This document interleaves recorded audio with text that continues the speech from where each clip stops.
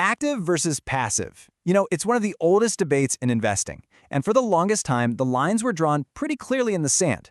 But today, a whole new generation of investment tools has popped up and they're blurring those lines, making things, well, a lot more complicated.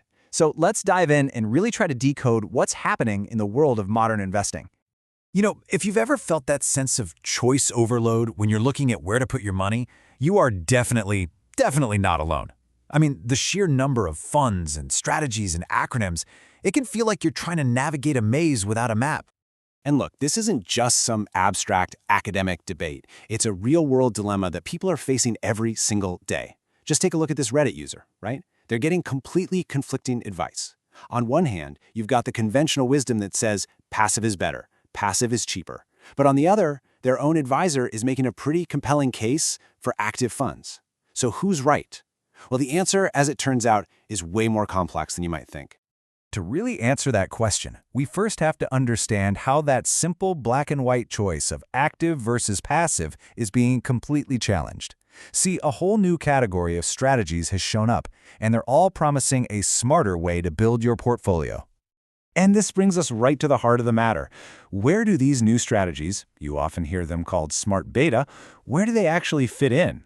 Are they just some clever marketing gimmick? Or do they represent a fundamentally new approach that's carved out a space right in between the two traditional camps? So to really get what's new, it helps to do a quick review of the old. For decades, the lines were crystal clear. On one side, you had traditional passive investing. It's simple, it's rules-based, and it's low cost. It just buys the whole market like the S&P 500. On the other side, you have active management, where a real person, a fund manager, is actively trying to pick winners and losers to beat that market, which of course comes with much higher costs. And then there's smart beta. Think of it as the hybrid. It keeps the rules-based, lower-cost feel of passive investing, but it breaks one of its biggest rules, weighting by market cap. So instead of just buying more of the biggest companies because they're the biggest, it weights them based on other things, fundamental factors like their sales or their cash flow. The whole goal here is to try and capture the best of both worlds. So how do most investors even get access to these new strategies? Well, the answer lies in one of the most disruptive financial innovations of the last 30 years, the exchange-traded fund, or as we all know it, the ETF. So what exactly is an ETF? State Street has this perfect analogy. Picture a giant merchant ship, and it's loaded up with a diverse cargo of stocks and bonds. An ETF lets you buy a single share of that entire ship, which gives you instant ownership of everything inside. And the cool part is, you can trade that share all day long, just like you would a share of Apple or Google. And you can see the key advantage right here. ETFs basically combine the diversification of a mutual fund with the easy intraday trading of a stock. Plus, they offer way more transparency, since most of them tell you what they own every single day, and they have this really powerful structural advantage when it comes to tax efficiency. Now, that tax efficiency isn't just magic. It's because of this really clever process. Instead of a fund manager using cash to go buy stocks, these big institutions, they're called authorized participants, they do a direct swap. They deliver a basket of actual stocks to the ETF company, and in return, they get brand new ETF shares.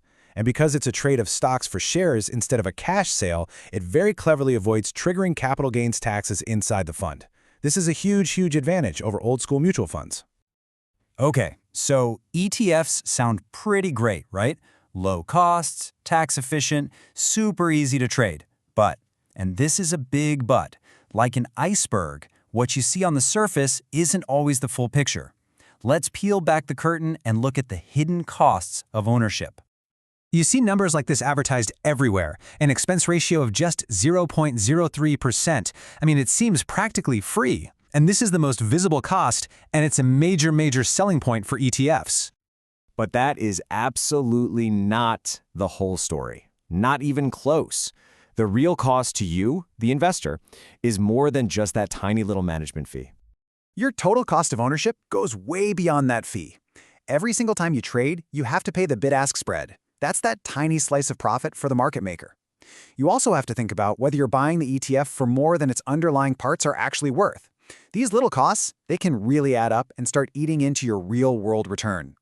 And the complications don't stop there. Remember that awesome tax efficiency we were just talking about? Well, it turns out some investors use ETFs to operate in what one Oxford researcher calls a regulatory gray area around something called the wash sale rule. Now, this rule is supposed to prevent you from selling a stock at a loss for a tax break and then just immediately buying it right back. But by selling one S&P 500 ETF and then immediately buying a nearly identical one from a different company, some investors are claiming that loss without ever really changing their market position. So how big a deal is this? Well, one study estimates this little workaround cost the U.S. government around $30 billion in tax revenue every single year. But the biggest hidden risk, it's not about fees and it's not about taxes. It's about something much more fundamental.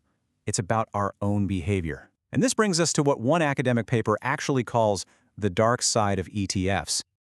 Okay, this is a bombshell finding. Researchers looked at real brokerage data and found that individual investors' performance actually gets worse after they start using ETFs. And the reason? Well, the very ease of trading that makes ETFs so appealing tempts investors into trying to time the market. And surprise, they're overwhelmingly bad at it. So here is the great paradox of the whole ETF revolution. In theory, they're the perfect tools for simple, diversified, set-it-and-forget-it investing. But in reality, their stock-like nature can turn disciplined, long-term investors into hyperactive traders who just end up buying high and selling low, completely destroying their own returns. So after all of that, what should you take away from this? How can you actually use these powerful tools without falling into all of the common traps? So how should you think about all this? Well, the experts at Schwab suggest a pretty simple framework. Forget the fancy labels and instead evaluate any investment using 4 key levers. First, alpha. That's just its potential to beat the market. Second, cost. Its total cost. Remember, including all those hidden fees. Third, tracking error. How well does it actually do what it says it's going to do? And finally, loss aversion. How much protection might it give you if the market takes a nosedive? Ultimately, I think this is the most important lesson. The most brilliant, perfectly designed investment product in the world can't save you from your own poor decision-making. The financial tool you choose is important for sure, but the behavior you bring to the table, that's what's truly going to determine your success. At the end of the day, modern tools like ETFs have given you an incredible amount of power. The real question is, how are you going to use it? Are you going to use their low-cost, diversified nature to become a disciplined, long-term architect of your own wealth? Or will their easy trading tempt you into becoming your own worst enemy? The choice is entirely yours.